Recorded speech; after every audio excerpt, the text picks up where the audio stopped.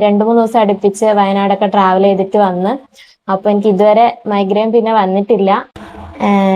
എൻ്റെ പേര് ശ്രുതി, വീട് ശ്രീകണ്ഠാപുരാണ്. പിന്നെ ഞാൻ ഇവിടെ വന്നത് എനിക്ക് മൈഗ്രെയിൻ ആയിട്ടാണ് ഇവിടെ വന്നിട്ടുള്ളത്.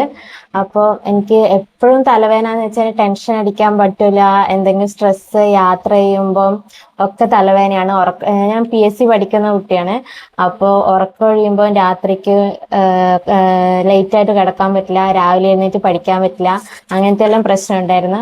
അപ്പോൾ തീരെ സഹിക്കാൻ പറ്റായിട്ടാണ് ഞാൻ ഇങ്ങോട്ട് വന്നത്. മുന്നേ ഞാൻ ഇംഗ്ലീഷ് മരുന്നൊക്കെ ട്രൈ ചെയ്തിട്ടുണ്ടായിരുന്നു. അപ്പോൾ മൈഗ്രെയിൻ വന്നാൽ ഞാൻ ചെയ്യുന്നത് എന്താ വെച്ചാൽ ഹോസ്പിറ്റലിൽ പോയിട്ട് ഇഞ്ചക്ഷൻ എടുത്തിട്ട് വരിക, ഇത് തന്നെയായിരുന്നു. അപ്പോൾ അതിന്റെ സൈഡ് എഫക്റ്റും പിന്നെ ക്ഷീണവും കാര്യങ്ങളൊക്കെ കൊണ്ടാണ് പിന്നെ ഇങ്ങനെ ഒരു വീഡിയോ ഒക്കെ കണ്ടിട്ടുണ്ടായിരുന്നു ഡോക്ടറുടെ. അപ്പോൾ അതുകൊണ്ടാണ് ഇവിടെ വന്നിട്ടൊന്ന് നോക്കാന്ന് വെച്ച് വന്നതാണ്. ഇപ്പൊ ഞാൻ 2 ആഴ്ച കണ്ടിന്യൂസ് ആയിട്ട് മരുന്നെടുത്തു.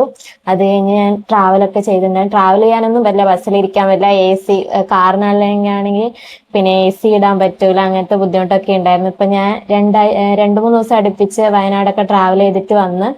അപ്പൊ എനിക്ക് ഇതുവരെ മൈഗ്രെയിൻ പിന്നെ വന്നിട്ടില്ല. അതുകൊണ്ട് ഞാൻ ഡോക്ടറെ ഇതിൽ സാറ്റിസ്ഫൈഡ് ആണ്.